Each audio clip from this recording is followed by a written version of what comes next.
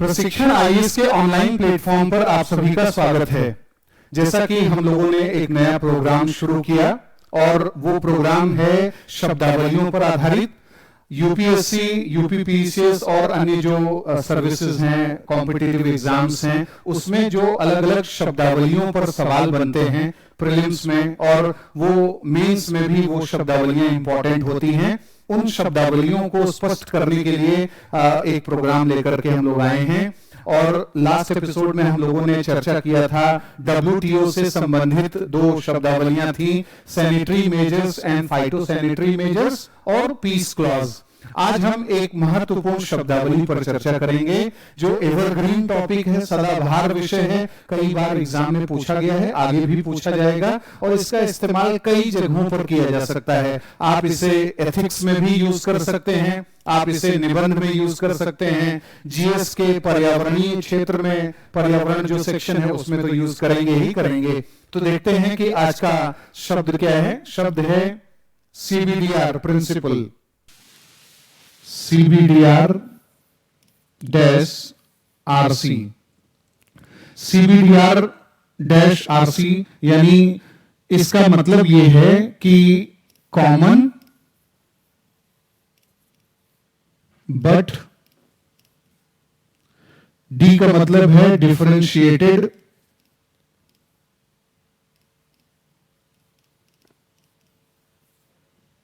Responsibilities,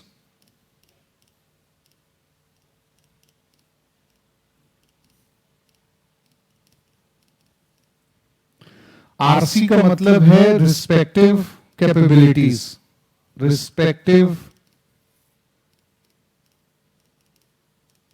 capabilities. तो CBDR क्या है? ये पर्यावरण के क्षेत्र में एक बहुत महत्वपूर्ण शब्दावली है। जब भी आप UNFCCC यानी United Nations framework convention on climate change की बैठकों के बारे में सुनते हैं, यानी कोप जो होता है, जैसे कोप 29 हो चुका है, कोप 30 होने वाला है ब्राजील के बेलम में, तो कोप 30 में इस मुद्दे पर जरूर चर्चा होगी, क्योंकि इसके पहले भी जितने भी ऐसे UNFCCC के कॉन्फ्रेंस ऑन पार्टीज जो हुई हैं, मीटिंग्स, उन सब में CBDR प्रिंसिपल पर चर्चा की गई है। तो CBDR का मतलब यहां पर क्या है, पहले तो ये समझ लीजिए कि इसका इंपॉर्टेंस हम अगर एक लाइन में जानना चाहें तो वो ये है कि ये वो सिद्धांत है जिसे अगर विकसित देशों ने अपना लिया और विकासशील देशों ने भी माना तो इससे क्लाइमेट जस्टिस होगा, यानी जलवायु न्याय होगा। पूरी दुनिया में आज जो जलवायु परिवर्तन के मुद्दे पर जो विकसित और विकासशील देशों के मध्य में जो भेदभाव और मतभेद जो हैं वो सब बरकरार हैं, उन सबको तब दूर किया जा सकता है जब इस प्रिंसिपल पर काम हो। तो ये प्रिंसिपल क्या कहता है? कॉमन। कॉमन का मतलब यहां पर यह हुआ कि जितने भी पर्यावरणीय चुनौतियां हैं, चाहे वो भूकंप हो, चाहे वो सुनामी हो, चाहे वो वनाग्नि हो या अन्य कोई हरिकेन हो, टॉर्नेडो हो, कुछ भी हो, लैंडस्लाइड्स हो, फ्लड्स हो, बाढ़ की स्थिति हो, ये सब जो समस्याएं हैं ये कॉमन है। चाहे विकसित देश हो, चाहे विकासशील देश हो, चाहे अफ्रीका के देश हो, एशिया के हो, लैटिन अमेरिका के हो, कैरेबिया के हो, ओशिनिया के हो, कहीं के भी देश हो, वो सबको प्राकृतिक आपदाओं का सामना करना पड़ता है, सबको जलवायु परिवर्तन की मार सहनी पड़ती है और सबको ग्लोबल वार्मिंग की मार सहनी पड़ती है, यानी ये समस्या कॉमन है। लेकिन इसमें कहा जा रहा है बट डिफरेंशिएटेड रिस्पॉन्सिबिलिटीज, लेकिन ये जो क्लाइमेट चेंज और ग्लोबल वार्मिंग की चुनौती है, इससे निपटने के लिए जो अलग अलग देशों को रिस्पॉन्सिबिलिटी दी जानी चाहिए उसमें थोड़ा डिफरेंशिएशन होना चाहिए, उसमें थोड़ा अंतर होना चाहिए।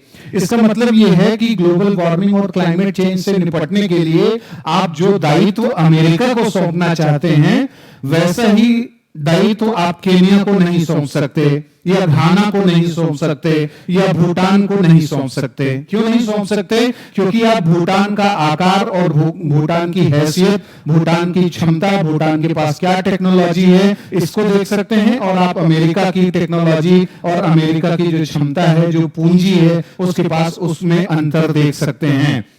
यानी जो देश जितना क्षमतावान है, जो देश अच्छे तरीके से ग्लोबल वार्मिंग से और क्लाइमेट चेंज से निपट सकता है, उसकी रिस्पॉन्सिबिलिटी ज्यादा होनी चाहिए। और जो देश असमर्थ हैं, जो छोटे देश हैं, पुअरर कंट्रीज हैं, निर्धन देश हैं, उन सबकी जिम्मेदारी कम होनी चाहिए। तो इसलिए इक्वेट नहीं किया जाना चाहिए, क्योंकि आज के समय में हम देखें जितने भी पर्यावरणीय वार्ताएं होती हैं, अलग अलग बैठकें होती हैं, उन सब में विकसित देश जो है तुरंत पर्यावरणीय चुनौतियों के लिए, ग्लोबल वार्मिंग और क्लाइमेट चेंज के लिए, ग्रीन हाउस गैस उत्सर्जन के लिए विकासशील देशों को दोषी बता देते हैं, उनके ऊपर ज्यादा से ज्यादा दायित्व थोपने लगते हैं। वो कहते हैं कि पहले भारत को सारी चीजों को खत्म करना होगा। भारत कार्बन डाइऑक्साइड हो या मीथेन हो या सल्फर डाइऑक्साइड हो या फिर क्लोरोफ्लोरोकार्बन हो, जितने भी कार्बन टेट्राक्लोराइड हो, सबको पहले भारत जैसे देश खत्म करें।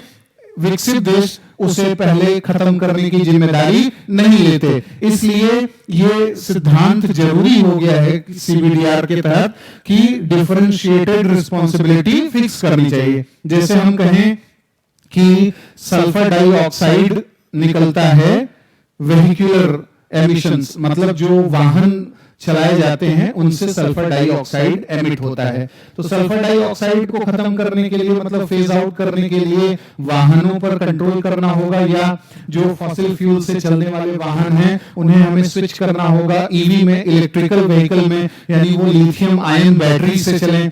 तो लिथियम आयन बैटरी से चलने के लिए जो छोटे छोटे देश हैं उनके पास लिथियम आयन बैटरी तो होना चाहिए, उनके पास लिथियम होना चाहिए, या उनके पास इतना पैसा होना चाहिए कि वो लिथियम आयन बैटरी खरीद पाए। तो इसलिए रिस्पॉन्सिबिलिटी उनकी सेम नहीं की जा सकती। अगर आप सेम पैरामीटर पर इस चीज को रखेंगे तो अन्याय हो जाएगा, इससे जलवायु न्याय नहीं होगा। इसलिए सीबीडीआर प्रिंसिपल कहता है कॉमन तो है समस्याएं सबकी, लेकिन उससे निपटने की जो जिम्मेदारी है वो डिफरेंशिएटेड होनी चाहिए। और कैसे रिस्पॉन्सिबिलिटी मिलनी चाहिए, तो ये सिद्धांत कहता है रिस्पेक्टिव कैपेबिलिटीज को देख करके। इसका मतलब ये है कि केन्या की क्या क्षमता है, युगांडा की क्या क्षमता है, रवांडा की क्या क्षमता है, ये जो अफ्रीकन छोटे छोटे देश हैं, इन सब की जो क्षमता है कि क्या ये सुनामी से कितना जो है लड़ सकते हैं, ये भूकंप को कैसे डिटेक्ट, अर्ली वार्निंग सिस्टम कैसे ये लगा सकते हैं, उनकी क्षमताओं को देख करके ही उन्हें रिस्पॉन्सिबिलिटी दी जानी चाहिए। अगर कोई देश के ऊपर कहा जाए, बात हो कि मान लीजिए मरकरी जो कंटेमिनेशन है, पारे का जो प्रदूषण है, उसको दूर करने के लिए मरकरी को फेज आउट करना हो, यानी अलग अलग उद्योगों में जो मरकरी का इस्तेमाल है मान लीजिए उसको कम करना है, जैसा कि मिनीमाटा कन्वेंशन में ये बात कही गई है। अब किसी देश के पास ये क्षमता नहीं है कि वो बहुत जल्दी में उसे खत्म कर सके, और मान लीजिए एक देश को 2040 से पहले वो खत्म करने की स्थिति में नहीं है अलग अलग सेक्टर में। जैसे मान लीजिए किसी देश में जो डेंटिस्ट लोग हैं वो डेंटल अमलगमेशन में मरकरी का इस्तेमाल करते हैं। अब जब कोई अल्टरनेटिव उसके लिए मिलेगा तभी तो हम मरकरी को वहां से हटा सकते हैं।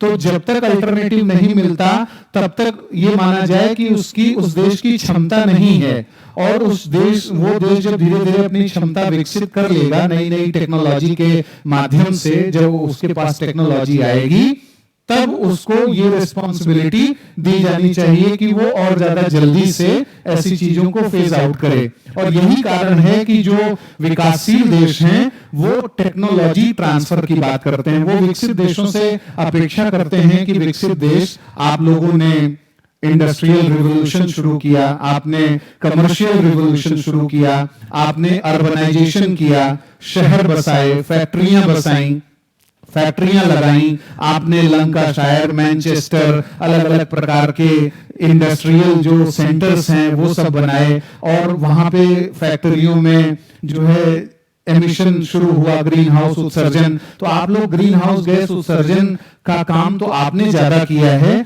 तो उस एवज में आपको टेक्नोलॉजी और पैसा दोनों ट्रांसफर करना चाहिए विकासशील देशों को, छोटे देशों को, यानी स्मॉल आइलैंड कंट्रीज जो हैं या लीस्ट डेवलप्ड कंट्री, जो छोटे छोटे अल्प विकसित देश हैं, उन सबको ट्रांसफर करिए ताकि उनकी क्षमता बढ़ सके, उनकी कैपेबिलिटी बढ़ सके। कोई भी ग्लोबल वार्मिंग और क्लाइमेट चेंज के एरा में नहीं रहना चाहता। कोई ये नहीं चाहता कि सुनामी आए, लेकिन मान लीजिए सुनामी आ रहा है और सुनामी से बचने के लिए मैंग्रोव वेजिटेशन कराना है, खूब मैंग्रोव अफॉरेस्टेशन, मैंग्रोव के वन लगाने हैं, तो उसमें पैसा चाहिए उस चीज को लगाने के लिए। उसमें अगर मदद की अपेक्षा कर रहे हैं विकासशील देश, विकसित देशों से, तो उन्हें जरूर ये मदद मिलनी चाहिए। तो इसलिए कहा जाता है कि भारत जो है इस मामले में सबसे आगे है। भारत कहता है कि सीबीडीआर आरसी जो प्रिंसिपल है, सिद्धांत है, ये ग्लोबल क्लाइमेट जस्टिस को एक बहुत बड़े मूवमेंट के रूप में तब्दील कर सकता है अगर इस सिद्धांत पर काम किया जाए। और इस सिद्धांत पर काम करके ही इन्वायरमेंटल लेवल पर डिस्क्रिमिनेशन से मुक्ति मिलेगी, पर्यावरणीय आधार पर जो भेदभाव किया जाता है देशों के साथ उससे मुक्ति मिलेगी, और इसके साथ साथ विभिन्न राष्ट्रों की क्षमताओं को भी बढ़ाया जाएगा। अगर इस सिद्धांत का पालन होगा तो अलग अलग देशों को इस बात के लिए सहयोग किया जाएगा कि वो कैपेबल बन सकें कि कैसे वो पर्यावरणीय चुनौतियों से निपट पाएंगे। इसलिए ये सीबीडीआर प्रिंसिपल बहुत इंपॉर्टेंट है। इसको आप मेंस में यूपीएससी में ये सवाल पूछा जा चुका है। इन सब का यही आशय है। मैं उम्मीद करता हूं कि आपको ये कॉन्सेप्ट समझ में आया होगा। अगर ये कॉन्सेप्ट आपको समझ में आया है या आप इसमें कुछ ऐड ऑन करना चाहते हैं तो आप हमें कमेंट बॉक्स में बता सकते हैं। अगले कार्यक्रम में फिर से मिलेंगे किसी महत्वपूर्ण शब्दावली पर चर्चा के साथ। तब तक के लिए इजाजत दीजिए। नमस्कार।